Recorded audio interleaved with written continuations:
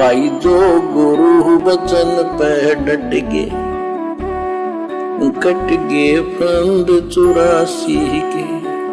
आप आगे पढ़ेंगे कि एक वेश्या ने कबीर परमात्मा जी का सत्संग सुना और अपनी राह बदल ली। ये 650 साल पहले की कहानी है, जब कबीर परमात्मा सतगुरु रूप में बनारस के काशी में आए थे।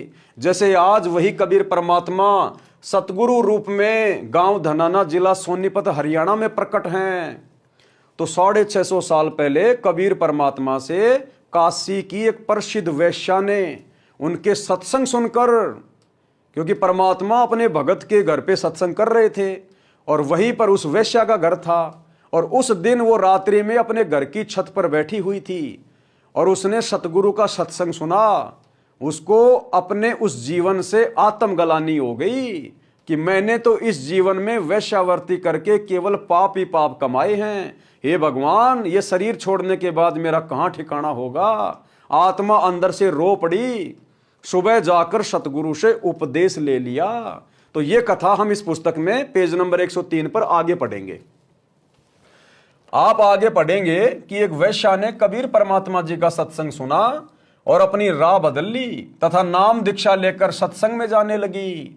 नगर के लोगों को अच्छा नहीं लगा, मुंह जोड़कर बातें बनाने लगे कि कबीर के सत्संग में बदनाम औरतें जाती हैं, ये अच्छे संत नहीं हैं। सब ऐसे ही लोग लुगाई इसके सत्संग में जाते हैं, अपनी बहन बेटियों को वहां मत जाने देना।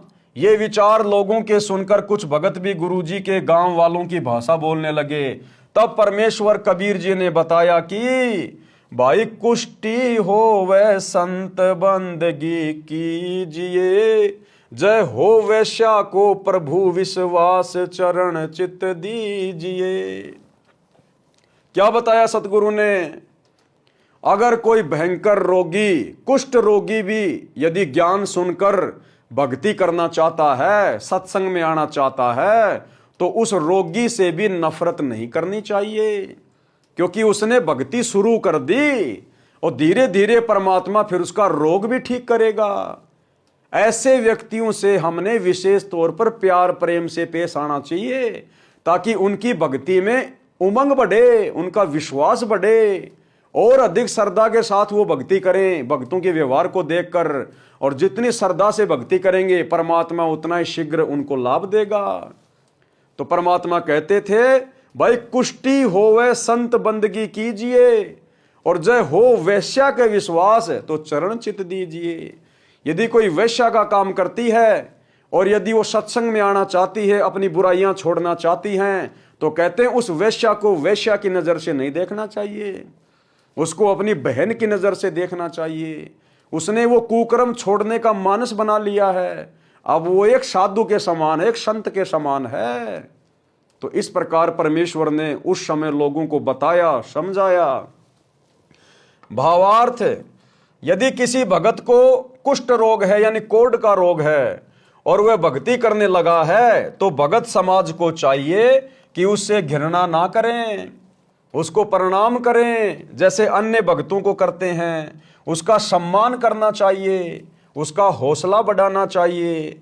भक्ति करने से उसका जीवन सफल होगा, रोग भी ठीक हो जाएगा, क्योंकि परमात्मा की भक्ति करेगा तो परमात्मा का तो गुण है रोग मुक्त करना, दुखों से मुक्त करना, सुखी करना।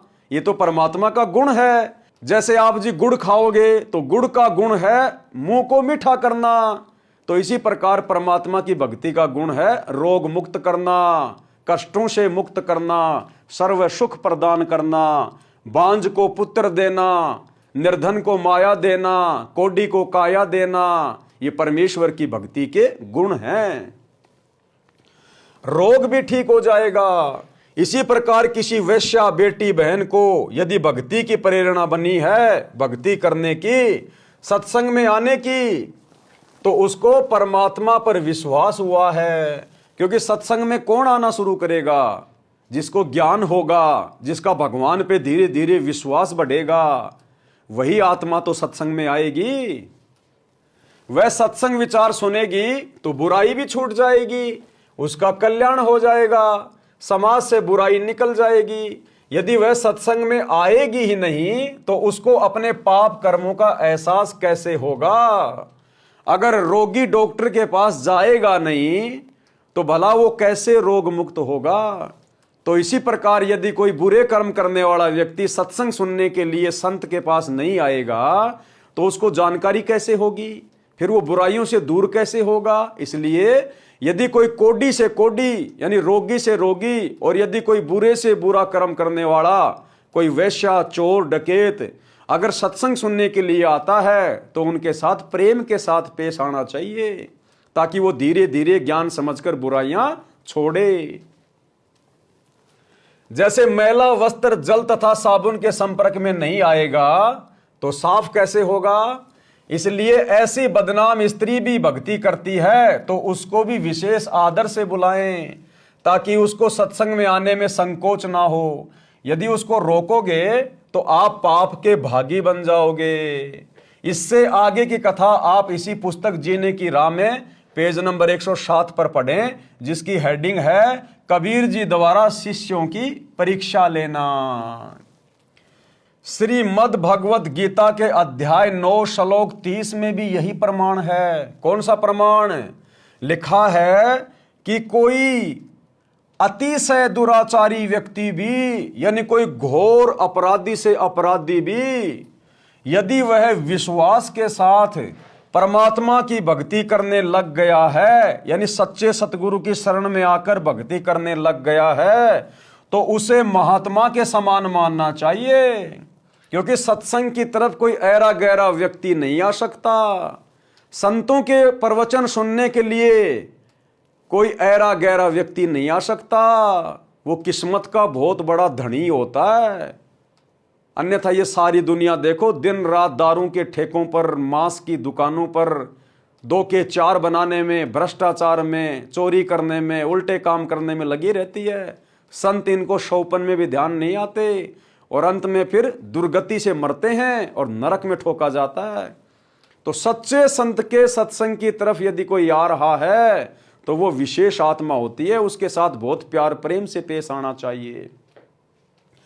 यदि वह विश्वास के साथ परमात्मा की भक्ति करने लग गया है तो उसे महात्मा के समान मानना चाहिए। वह संतों के विचार सुनकर सुधर जाएगा और अपना कल्याण करवा लेगा। जैसे रामायण लिखने वाला रत्नाकर, सतयुग की बात है, डाकू रत्नाकर बहुत खूंखार था, लोग डरा करते थे। उस जंगल से लोग गुजरा नहीं करते थे। वो लोगों को लूटता बाद में था, पहले मारता था। लेकिन जब वो रत्नाकर डाकू संतों के संपर्क में आया, जब उसको ज्ञान हुआ, उसको कर्म धर्म का पता चला कि जो तू कर रहा है तुझे स्वयं भोगना पड़ेगा, तो उसको विश्वास नहीं हुआ। उसने कहा कि नहीं नहीं, ऐसा नहीं हो सकता, तू अपनी जान बचाने के लिए मुझे झूठा उपदेश दे रहा है। मैं जो भी कुछ कर रहा हूं, लोगों को लूट रहा हूं, मार रहा हूं, मैं अपने बच्चों के लिए कर रहा हूं, अपने माता पिता के लिए कर रहा हूं, और ये पाप कर्म मैं अकेला क्यों भोगूंगा, मैं तो उनके लिए कर रहा हूं, उनको भी तो भोगने पड़ेंगे, वो भी तो मेरा साथ देंगे, जैसे आज मैं उनका साथ दे रहा हूं उनका पालन पोषण करने में। तो संत ने कहा, संत रूप में वो परमात्मा ही थे, क्योंकि परमात्मा के सत्य वचनों से ही आत्मा जागृत होती है।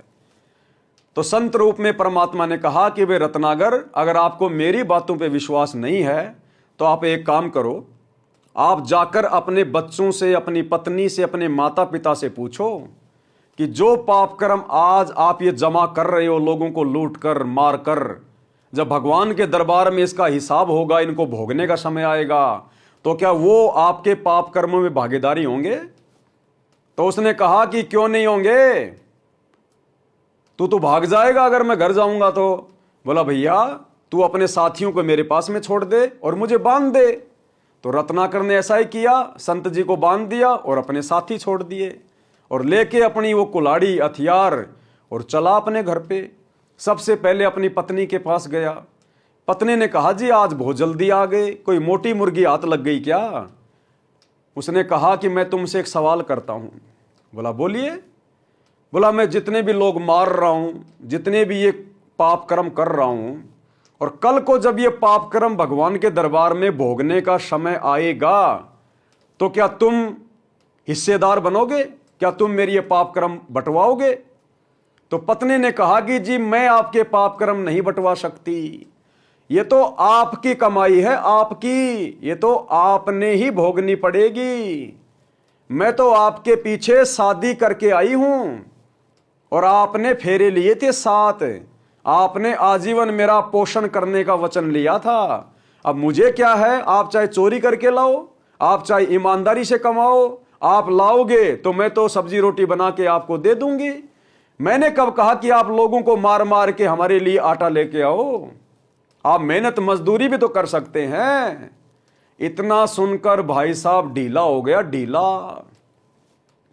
धीमे धीमे कदमों से अपने पिताजी के पास गया जो बाहर बैठा था। उसने पिता से भी यही सवाल किया। पिता ने बोला, बेटा ये तो तेरी कमाई है, तेरे को ही भोगनी पड़ेगी। हमें तो बुढ़ापे में 2 रोटी चाहिए बेटा, जो मर्जी दे दे, कैसे भी दे दे। रत्नाकुर बिल्कुल ठंडा हो गया, जोश में गया था लेकिन लड़खड़ाता हुआ आ रहा था और आकर संत के चरणों में गिर गया। परमात्मा ने उसको सत उपदेश दिया, सत साधना बताई और बाद में वो रत्नाकर 1 नंबर का संत कहलाया। महर्षि वाल्मीकि जिसने रामायण लिखी, वो डाकू फिर महर्षि कहलाया, महर्षि, ऋषियों में महान आत्मा महर्षि। तो परमात्मा समझा रहे हैं कि यदि कोई बुरा व्यक्ति, बुरे कर्म करने वाला व्यक्ति, स्त्री या पुरुष, यदि सत्संग में आएगा नहीं, साधु संतों के वचन सुनेगा ही नहीं, तो भाई वो बुराइयों से दूर हटने का मानस कैसे बनाएगा? उसको ज्ञान होगा तभी तो। अरे वो यदि बुराई पे लगा है तो क्यों लगा? क्योंकि उसको लोगों ने वैसा ही ज्ञान दिया। अब जब उसको कोई सत ज्ञान देगा, उन बुराइयों के कारण जीवन में क्या आपत्ति आएगी, भगवान के दरबार में क्या होगा, तभी तो वो डरकर उन कुकर्मों को छोड़ेगा। तो ऐसी आत्माओं के साथ में यदि कोई भगत अच्छा बर्ताव नहीं करता है तो फिर परमात्मा नाराज होगा। हमने तो उल्टा उनका मनोबल बढ़ाना चाहिए कि भाई तेरा सौभाग्य, तेरा परम सौभाग्य, धन्य तेरे माता पिता जो आप ये कुकर्म छोड़कर संत जी की शरण में आ गए। भाई आपका तो उद्धार हो जाएगा। अब परमात्मा आपसे अब नाराज नहीं रहेगा, क्योंकि संतों के आशीर्वाद में ये शक्ति होती है, वो आपके पाप कर्मों को जलाकर भस्म कर देते हैं। और आगे से ज्ञान होने के बाद, संतों की शरण में आने के बाद फिर व्यक्ति कुकर्म नहीं करता, तो आगे तो कुकर्म वो करेगा नहीं, और जो पीछे के कुकर्म हैं वो संत के आशीर्वाद से और भक्ति से नष्ट होने लग जाते हैं। तो वो आत्मा निर्विकार होकर और भक्ति धन का धनी बनकर परमात्मा के दरबार में जाता है। जो गुरु बचन पे डट के, कट गे फंद 84 के, कट गे फंद 84 के, कट गे फंद 84 के।